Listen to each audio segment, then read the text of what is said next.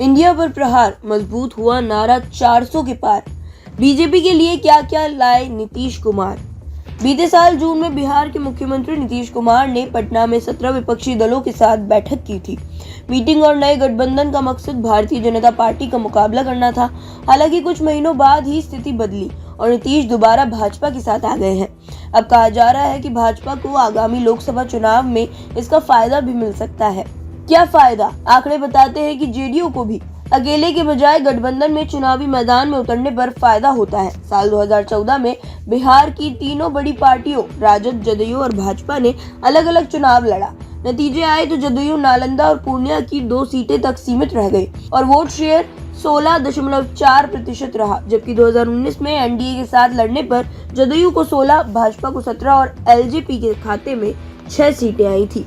2019 का vote share बताता है कि 39 सीटें जीतने वाली एनडीए का वोट शेयर कर 54.40% का था, जिसमें 22.3% का योगदान जेडीयू से आया था।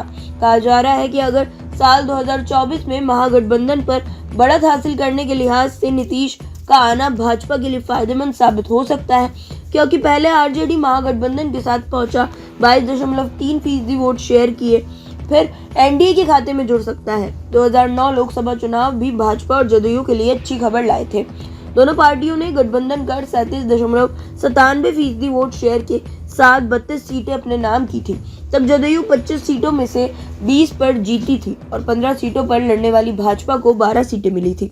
विपक्षी इंडिया गठबंधन का विघटन निश्चित है।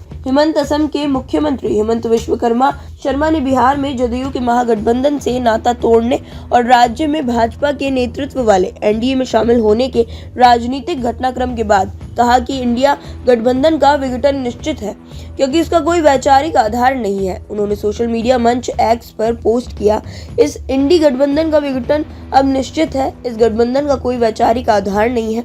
इंडिया गठबंधन को झटका साल 2022 में बिहार में एनडीए से अलग होने के बाद ही नीतीश विपक्ष को एकजुट करने में लग गए थे। तत्कालीन डिप्टी सीएम तेजस्वी यादव के साथ उन्होंने दिल्ली समेत कई राज्यों के दौरे किए, वे सफल भी हुए और कई बड़े नेताओं को एक मंच पर ले आए। उन्होंने विपक्षी गठबंधन इंडिया के कप्तान के तौर पर देखा जाने लगा था, लेकिन खबरें नहीं कि संयोजक के तौर पर उनके नाम पर सहमति नहीं बन सकी। भाजपा में एंट्री की कहानी। जनवरी की शुरुआत में इंडिया गठबंधन की बैठक में जब नीतीश कुमार को संयोजक नहीं बनाया गया बल्कि कांग्रेस अध्यक्ष को आगे बढ़ाया गया, तभी नीतीश कुमार ने पाला बदलने का मन बना लिया। नीतीश के बेहद नजदीकी नेता ने भाजपा नेताओं से संपर्क किया, तो पहले से ही इनसे संपर्क में रहे और उनसे नजदीकियां भी रही है। सूत्रों के अनुसार भाजपा नेतृत्व को भी लगा कि यही समय है कि जब वह न केवल इंडिया गठबंधन को छिन्न भिन्न कर सकते हैं, बल्कि अपने इस बार 400 पार के लक्ष्य की तरफ भी मजबूती से बढ़ सकते हैं। भाजपा से संकेत पाने के बाद नीतीश कुमार ने धीरे धीरे इंडिया गठबंधन से दूरी बढ़ानी शुरू की। इस बार के गठबंधन में भाजपा के अनुसार लिए जाएंगे फैसले। सूत्रों के मुताबिक भाजपा का केंद्रीय नेतृत्व ने इस बार नीतीश कुमार से गठबंधन करने से पहले सारी स्थितियों और हर मुद्दे पर स्पष्ट बात भी रखी। पूरी तरह आश्वस्त होने के बाद ही कहा है कि अब अगर नीतीश कुमार इंडिया गठबंधन से अलग होते हैं तो वह उनके साथ गठबंधन करने को तैयार है। नीतीश की भाजपा की केंद्रीय नेतृत्व से भी बात कराई गई और दोनों के बीच भावी तालमेल का खाका भी तय किया गया। जब सब कुछ तय हो गया तो भाजपा ने अपने राज्य के नेतृत्व को विश्वास में लेने का फैसला किया और बीते 3-4 दिनों में सारी पटकथा को अंजाम दिया गया। भाजपा ने भी साफ कर दिया कि लोकसभा चुनाव तक नीतीश कुमार ही मुख्यमंत्री रहेंगे, उसके बाद की स्थितियों पर आगे विचार किया जाएगा।